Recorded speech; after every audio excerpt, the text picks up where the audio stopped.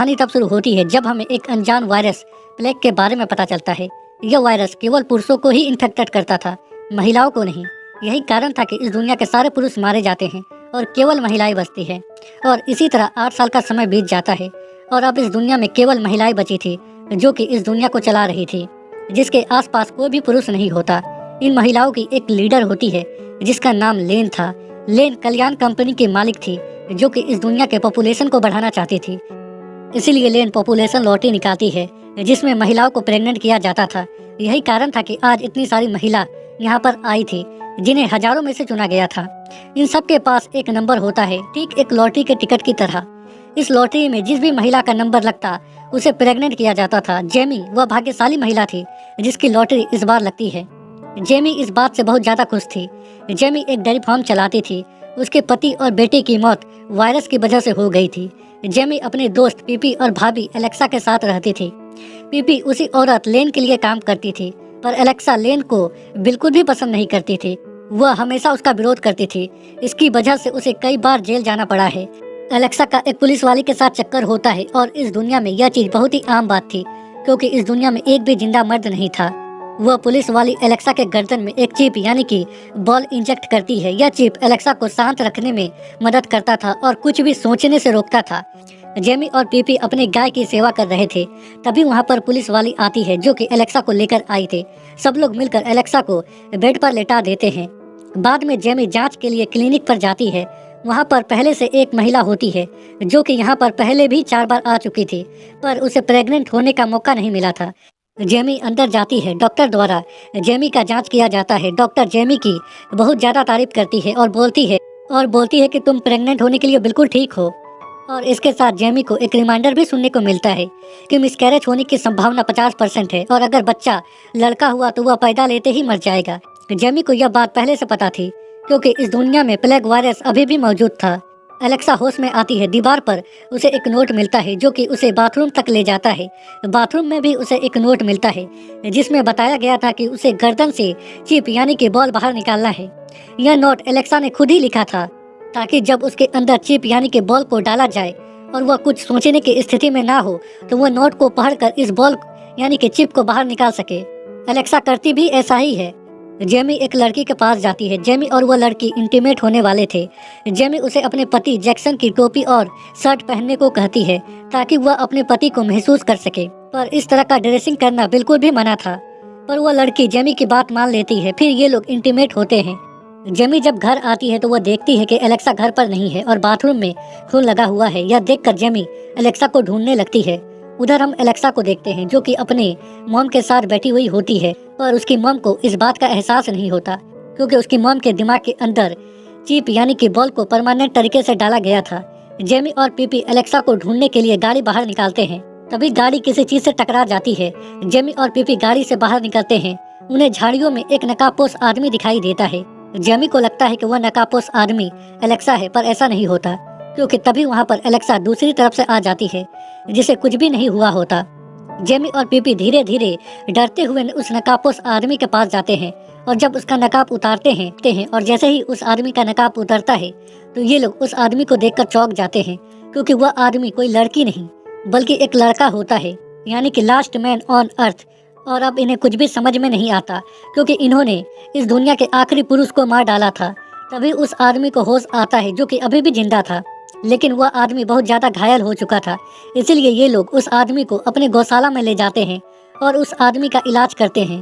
PP उस आदमी के बारे में कल्याण के उचित अधिकारियों को बताना चाहती थी, पर एलेक्सा उसे ऐसा करने से मना कर देती है। अगले दिन जब इनकी नींद खुलती है तो बाहर लेन की सहायक मिशेल होती है जो कि सर्वे करने के लिए यहाँ पर आई थी कि जेमी अपने होने वाले बच्चे को एक अच्छी जिंदगी दे सकती है कि नहीं। पीपी मिशेल को इस आदमी के बारे में बताना चाहती थी, पर जेमी पीपी को ऐसा करने से रोकती है और कहती है कि अगर तुम मिशेल को इस आदमी के बारे में कुछ भी बताओगी तो लॉटरी में से मेरा नाम हटा दिया जाएगा और मैं कभी भी मां नहीं बन पाऊंगी। फिर ये लोग मिशेल के पास जाते हैं। मिशेल इन लोगों से कुछ सवाल पूछती है इनके रहन सहन और इनके इनकम के बारे में और पाती है कि जेमी अपने बच्चे को एक अच्छी जिंदगी दे सकती है। उधर जब एलेक्सा उस आदमी के बैग को चेक करती है तो एलेक्सा को उसके बैग में एक पेपर का टुकड़ा मिलता है जिसमें उसकी माँ की तस्वीर होती है। तभी वह आदमी जिसका नाम बॉबी होता है वह आदमी एलेक्सा पर हमला कर देता है और यहाँ से भागने की कोशिश करता है, पर एलेक्सा उसे मारकर बेहोश कर देती है। सर्वे खत्म होने के बाद मिशेल वहाँ से चली जाती है। बाद में जेमी को पता चलता है कि उसका नाम लॉटरी में से हटा दिया गया है क्योंकि वह सर्वे में पास नहीं हो सकी। जेमी रोते हुए यह बात पीपी को बताती है। पीपी इस बारे में बात करने के लिए लेन के पास जाती है जो कि इस लॉटरी को निकालती थी, और जब यह बात पीपी लेन को बताती है तो लेन उल्टा पीपी पर चयन प्रक्रिया में सवाल उठाने का आरोप लगा देती है। यह देखकर पीपी कुछ कहे बिना वहाँ से चली जाती है। एलेक्स बॉबी से उस अखबार और फोटो के बारे में पूछती है जो कि उसके बैग से निकला था और कहती है कि तुम इस औरत को क्यों ढूंढ रहे हो। पहले तो बॉबी उसे कुछ भी नहीं बताता, और जब बॉबी को यह पता चलता है कि वह औरत एलेक्स की मॉम है तो बॉबी एलेक्स को सब कुछ बता देता है और कहता है कि मैं इस दुनिया में इकलौता पुरुष नहीं हूँ, मेरे जैसे और भी हैं, और एक ऐसी जगह है जहाँ पर पुरुषों को मारा नहीं जाता और उस जगह की रखवाली तुम्हारी मॉम करती है। इसके बाद बॉबी उससे उसके मॉम के बारे में पूछता है। फिर बॉबी को एलेक्सा के मॉम के कंडीशन के बारे में पता चलता है तो बॉबी बोलता है कि अब हम कभी भी उस जगह पर नहीं पहुंच पाएंगे क्योंकि उस जगह के बारे में सिर्फ तुम्हारी मॉम को ही पता था। उधर हम जेमी को देखते हैं जो कि एक बच्चा चाहती थी, पर लॉटरी में से उसका नाम हटा दिया गया था। इसीलिए जेमी एक कप लेकर बॉबी के पास जाती है ताकि बॉबी उसे अपना स्पर्म दे सके जिससे कि वह प्रेग्नेंट हो सके। जेमी बॉबी से उसके स्पर्म की भीख मांगती है पर बॉबी उसे कुछ भी नहीं कहता। तभी वहाँ पर पीपी आती है जो कि उसकी मदद करने की बात कहती है और उस कप को ले लेती है। थोड़ी देर बाद पीपी जेमी को स्पर्म ले जाकर देती है जिसे पाकर जेमी बहुत ज़्यादा खुश हो जाती है क्योंकि जेमी अब प्रेग्नेंट हो सकती थी। अगले दिन जब जेमी दुकान पर जाती है तो उसे वहाँ पर वही औरत मिलती है जो कि उसे क्लिनिक पर मिली थी। उसे फिर से प्रेग्नेंट होने की प्रक्रिया से बाहर निकाल दिया गया था क्योंकि उसका शरीर फिट नहीं था। पीपी दोबारा बॉबी के पास जाती है उसका स्पर्म लेने के लिए ताकि जेमी के पास प्रेग्नेंट होने के लिए प्रचुर मात्रा में स्पर्म। बॉबी नहाना चाहता था, इस बात पर बॉबी पीपी को स्पर्म देने के लिए तैयार हो जाता है। पीपी बॉबी को घर में लाती है और उसे नहाते हुए देखती है। बॉबी के पास कपड़ा नहीं होता, इसीलिए पीपी अपनी टी शर्ट और पैजामा देती है उसे पहनने के लिए और उसके स्पर्म को फ्रिज में रख देती है। और जब जेमी और एलेक्सा घर आती है तो पीपी जेमी को स्पर्म देती है। एलेक्सा बॉबी का विश्वास जीतने के लिए शराब और कुछ स्नैक्स लेकर उसके पास जाती है ताकि बॉबी उसे सब कुछ बता दे और एलेक्सा उसके तथ्यों का लाभ उठाकर अपनी मॉम को सही साबित कर सके। पर ऐसा कुछ नहीं होता क्योंकि एलेक्सा जल्द ही नशे में डूब जाती है और बॉबी इस चीज का फायदा उठाकर वहाँ से भागने की कोशिश करता है, पर ज्यादा दूर तक भाग नहीं पाता क्योंकि उसके पैर में चोट लगा हुआ था। इसीलिए बॉबी वापस एलेक्सा के पास आ जाता है और उसे एक सिम कार्ड देता है और कहता है कि यह सिम कार्ड मेरे दोस्त थॉमस ने दिया था। यह सिम कार्ड हमें उस जगह पर ले जा सकता है जहाँ पर बाकी बचे हुए जीवित लोग हैं। दूसरी तरफ हम जेमी को देखते हैं जो कि बॉबी के स्पर्म को उस औरत को दे देती है जिसे 4 बार रिजेक्ट किया गया था ताकि वह प्रेग्नेंट हो सके। अगले दिन एलेक्सा बॉबी के पास एक मोबाइल फोन लेकर आती है। सिम कार्ड डालते ही उसे एक अननोन नंबर से मैसेज आता है जिसमें लिखा हुआ था कि उठो। दूसरी तरफ पीपी जब ऑफिस पहुंचती है तो वह नोटिस करती है कि वहां पर एक महिला से पूछताछ चल रही है जिंदा इंसान के बारे में, और वह देखती है कि लेन के हाथों में स्पर्म है। पीपी तुरंत कॉल करके यह बात जेमी को बताती है और ऑफिस से निकलकर पीपी सीधा घर आती है तो देखती है कि वहां पर पुलिस पहले ही पहुंच चुकी है। पीपी खेत के पीछे जाकर छुप जाती है और पुलिस को देखने लगती है। तभी पीपी की नज़र अपने दोस्तों में पड़ती है जो कि बगल में छुपे हुए होते हैं। पीपी जेमी से कहती है कि मैंने तुम्हें स्पर्म तुम्हारे यूज करने के लिए दिया था, किसी और को देने के लिए नहीं। एलेक्सा और पीपी पुलिस के यहाँ पर आने का जिम्मेदार जेमी को ठहराते हैं और इस बात को लेकर इन लोगों के बीच में बहस होने लगती है। तभी अचानक बॉबी के मोबाइल फोन की घंटी बजती है। इस मोबाइल फोन में बॉबी द्वारा दिया गया सिम कार्ड लगा हुआ था। बॉबी फोन उठाता है। दूसरी तरफ से एक आदमी की आवाज आती है जिसे सुनकर सब लोग चौंक जाते हैं जो कि बॉबी को एक एड्रेस यानी कि कोऑर्डिनेट बताता है। इनकी बातचीत एक अज्ञात महिला भी सुन रही थी। फिर एलेक्सा और बाकी सब लोग उसी कोऑर्डिनेट यानी कि एड्रेस में जाते हैं जो कि फोन में उस आदमी ने बताया था। इसी जगह पर प्लेग वायरस से संक्रमित पुरुषों को जलाया गया था। उस कोऑर्डिनेट पर वह अज्ञात महिला भी पहुंच जाती है जिसके हाथ में बंदूक होता है। उस अज्ञात महिला को देखकर बॉबी पीपी को गाड़ी भगाने को कहता है। इन्हें भागता देख वह अज्ञात महिला इनके ऊपर गोली चलाने लगती है, पर ये लोग किसी तरह करके वहां से बचकर भाग जाते हैं। रास्ते में बॉबी सबको बताता है कि 14 दिन पहले इस महिला ने उसके दोस्त थॉमस को मार दिया था। फिर ये लोग उस महिला से बचते हुए एक फेस्टिवल में पहुंच जाते हैं। बॉबी खुद को एक कपड़े से ढक लेता है ताकि उसे कोई देख ना पाए क्योंकि वह एक लड़का था। फिर ये लोग बॉबी को फेस्टिवल का कपड़ा पहना देते हैं। इस फेस्टिवल में शिकारी महिला और लेन भी पहुंच जाते हैं। इसी अराजकता के बीच सब लोग एक दूसरे से अलग हो जाते हैं। जेमी को उल्टी हो रही थी, इसीलिए उसे ऐसा लगता है कि वह प्रेग्नेंट हो गई है। इसी बीच लेन पाई को देख लेती है और उस आदमी के बारे में जानकारी देने के बदले उसके दोस्तों को माफ़ करने की बात कहती है और उसे वेलनेस कमेटी में एक सीट देने की बात कहती है। दूसरी तरफ शिकारी महिला बॉबी को देख लेती है। एलेक्सा बॉबी को वहां से भागने को कहती है। तभी वहां पर पीपी और जेमी भी आ जाते हैं। पीपी लेन के बारे में एलेक्सा और जेमी से बात करना चाहती थी, पर एलेक्सा उसे बॉबी को बचाने को कहती है और बोलती है कि उसके पीछे शिकारी महिला पड़ी हुई है। बॉबी उस शिकारी महिला से बचने के लिए भूल भुलैया के अंदर चला जाता है, लेकिन भूल भुलैया बहुत भ्रमित करने वाला था। पर शिकारी महिला किसी तरह करके बॉबी को पकड़ लेती है। एलेक्सा, जेमी और पाई भी उस भूल भुलैया के अंदर पहुंच जाते हैं, पर वह भूल भुलैया इतना भ्रमित करने वाला था कि बॉबी और शिकारी महिला दोनों इनके सामने होते हैं, पर ये लोग कुछ कर नहीं पाते और शिकारी महिला बॉबी को अपने साथ ले जाती है। हालांकि जेमी शिकारी महिला के गाड़ी में छुप जाती है। एलेक्सा और पाई उस गाड़ी का पीछा करते हैं, पर रफ्तार तेज होने के कारण गाड़ी इनकी नजरों से दूर चली जाती है। दूसरी तरफ शिकारी महिला बॉबी को अपने अड्डे में ले जाती है। जेमी को शिकारी महिला के गाड़ी में बेहोश करने वाला एरो मिलता है, जिसका उपयोग करके जेमी शिकारी महिला को बेहोश कर देती है और बॉबी को बचाकर वहां से भाग जाती है। बाद में एलेक्सा और पीपी जेमी को ढूंढ लेते हैं। फिर ये लोग डिसाइड करते हैं कि ये लोग दोबारा उसी कोऑर्डिनेट में जाएंगे। बॉबी बोलता है कि वह उस आदमी से पहले अकेले में मिलने जाएगा। इस बात को लेकर इनके बीच में बहस होने लगती है। इसी बीच पीपी इन लोगों को लेकर लेन के ऑफिस में पहुंच जाती है, क्योंकि लेन ने पीपी से वादा किया था कि वह उसके दोस्तों को कुछ नहीं करेगी और उसे वेलनेस कमेटी में एक सीट देगी। लेन पीपी को एक रूम में ले जाती है, जबकि एलेक्सा और जेमी को हिरासत में ले लिया जाता है।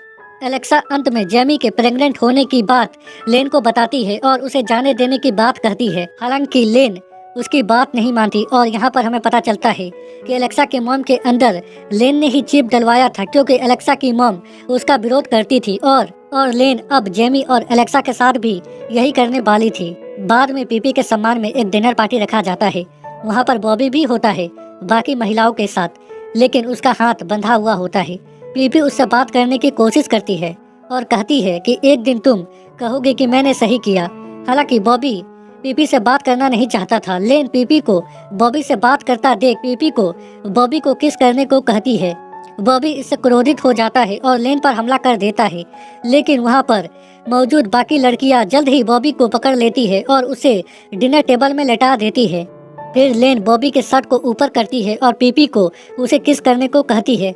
हालांकि पीपी बॉबी को किस करना नहीं चाहती थी, पर लेन उसे वेलनेस कमेटी से बाहर निकालने की धमकी देती है, जिसके बाद पीपी लेन की बात मान लेती है और बॉबी के ऊपर चढ़ जाती है।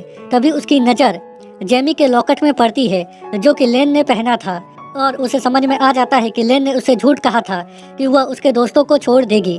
इसीलिए पीपी लेन की बात नहीं मानती और बाकी लड़कियों को उसके खिलाफ भड़काने की कोशिश करती है। लेन पीपी को ऐसा करता देख कांस्टेबल को पीपी को हिरासत में लेने को कहती है और उसे वेलनेस कमेटी से भी बाहर निकाल देती है। बाद में कांस्टेबल पीपी को लेकर ऑपरेशन रूम में जाती है, जहां एलेक्सा और जेमी का ऑपरेशन हो रहा था। फिर कांस्टेबल लेन के आदेश के बारे में नर्स को बताती और कहती है कि पहले पीपी का ऑपरेशन होगा। नर्स ऑपरेशन की तैयारी करने के लिए आगे बढ़ती है। इसी का फायदा उठाकर पुलिस वाली यानी कि कांस्टेबल दोनों नर्स को बेहोश कर देती है, क्योंकि इसी कांस्टेबल यानी कि पुलिस वाली के साथ एलेक्सा का चक्कर होता है। बाद में कांस्टेबल जेमी और एलेक्सा को जगाती है। फिर एलेक्सा उस कांस्टेबल यानी कि पुलिस वाली को बेहोश कर देती है, ताकि लेन को पुलिस वाली पर शक ना हो। इसके बाद ये लोग वहां से भाग जाते हैं। बाद में एलेक्सा पीपी पर गुस्सा करती है और कहती है कि तुमने हम लोगों को धोखा दिया। पीपी एलेक्सा और जेमी से अपनी गलती के लिए माफी मांगती है और फूट फूट कर रोने लगती है। पीपी को रोता देख एलेक्सा और जेमी उसे माफ कर देते हैं। फिर ये लोग एक घर में जाते हैं, जहां उन्हें कुछ हथियार मिलता है, जिसे लेकर ये लोग लेन की गाड़ी को रोकते हैं। पीपी लेन को बेहोश कर देती है इलेक्ट्रिक करंट देकर। फिर जेमी बॉबी को अपने साथ चलने को कहती है, पर बॉबी पीपी के साथ नहीं जाना चाहता था, क्योंकि उसने उन लोगों को धोखा दिया था और उसे पीपी पर भरोसा नहीं था। इसी बीच लेन को होश आ जाता है और लेन बॉबी के ऊपर बंदूक तान देती है। बॉबी की जान बचाने के लिए एलेक्सा उनके बीच आ जाती है। फिर जेमी और बाद में पीपी। फिर पीपी लेन का ध्यान भटकाती है और उस पर हमला कर देती है और उसका बंदूक छीन लेती है। एलेक्सा उसे दोबारा इलेक्ट्रिक करंट देकर बेहोश कर देती। बाद में लड़कियों को होश आता है कि बॉबी यहाँ से भाग गया है। तभी इन लोगों को अपनी तरफ एक गाड़ी आती हुई दिखाई देती है, जिसे देखकर ये लोग वहाँ से भाग जाते हैं। दूसरी तरफ बॉबी वहाँ से भागकर उसी कोऑर्डिनेट यानी कि जगह में पहुँच जाता है जहाँ पर उसे बताया गया था कि वह जगह पुरुषों के लिए सुरक्षित है। बाद में जेमी, एलेक्सा और पीपी भी वहाँ पर पहुँच जाते हैं। बॉबी उनके साथ जाना नहीं चाहता था।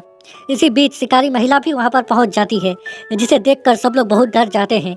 बाद में इन्हें समझ में आता है कि शिकारी महिला बॉबी को मारना नहीं चाहती है बल्कि उसे बचाना चाहती है। तभी उस बिल्डिंग का मेन दरवाजा बंद हो जाता है और बिल्डिंग के अंदर से जहरीला गैस निकलने लगता है। शिकारी महिला जल्द ही वेंटिलेटर को खोलती है। फिर सब एक एक करके ऊपर चढ़ जाते हैं, सिवाय शिकारी महिला को, जो कि गैस के चपेट में आ जाती है। पर बेहोश होने से पहले शिकारी महिला एलेक्सा को कहती है कि तुम बिल्कुल अपनी माँ की तरह हो। तभी एलेक्सा देखती है कि शिकारी महिला के हाथ में वही टैटू है जो कि उसकी माँ के हाथ में था। एलेक्सा शिकारी महिला को ऊपर खींचने की कोशिश करती है, पर शिकारी महिला बेहोश हो जाती है। गैस पूरे रूम में फैल गया था, इसीलिए ये लोग शिकारी महिला को वहीं पर छोड़कर आगे बढ़ जाते हैं। बाद में वेंटिलेटर के अंदर भी जहरीला गैस फैल जाता है और आगे का रास्ता बंद हो जाता है और अब इन्हें कुछ भी समझ में नहीं आता कि अब इन्हें क्या करना चाहिए। तभी ज्यादा हिलने के कारण वेंटिलेटर का पाइप टूट जाता है और ये लोग एक रूम में गिरते हैं, जहाँ का नज़ारा देखकर ये लोग चौंक जाते हैं क्योंकि वहाँ पर बहुत सारे जिंदा पुरुष होते हैं बिना कपड़ों के, जो कि कुर्सी से बंधे हुए होते हैं और एक मशीन द्वारा उनका स्पर्म बाहर निकाला जा रहा था और एनर्जी के लिए दूध पिलाया जा रहा था। तभी वहाँ पर लेन और वही डॉक्टर आती है जिसने जेमी को बताया था कि वह प्रेग्नेंट होने के लिए बिल्कुल ठीक है। लेन बॉबी और बाकी सबका स्वागत करती है अपने सीक्रेट अड्डे में। फिर लेन सबको अपने प्लान के बारे में बताती है कि वह स्पर्म इकट्ठा कर रही है ताकि इसके माध्यम से वह देश और पूरी दुनिया को नियंत्रण कर सके, वह देश और पूरी दुनिया को कंट्रोल कर सके। और जब सरकार को स्पर्म की जरूरत हो तो वह सरकार को स्पर्म देकर अपने कंडीशन मनवा सके। बॉबी उससे पूछता है कि यह जगह तो हमारे लिए सुरक्षित था ना। लेन उसे बताती है कि यह हमारा प्लान था ताकि हम सारे जिंदा पुरुष को पकड़ सके और लोगों को इस बारे में कुछ भी पता ना चले। तभी वहाँ पर जैक्सन आता है, जेमी का पति और बॉबी का दोस्त थॉमस, जो कि अभी भी जिंदा था, जिसे देखकर सब लोग चौंक जाते हैं। जैक्सन का रिश्ता होता है लेन के साथ और जब यह बात बॉबी को पता चलता है तो बॉबी को बहुत ही गुस्सा आता है जैक्सन के ऊपर। इसके बाद बॉबी जैक्सन पर हमला करने की कोशिश करता है, पर सुरक्षा गार्ड बॉबी को पकड़ लेते हैं और उसे ले जाते हैं दूध पिलाने के लिए और स्पर्म बाहर निकालने के लिए। और इसी के साथ यह एपिसोड यहीं पर खत्म हो जाता है।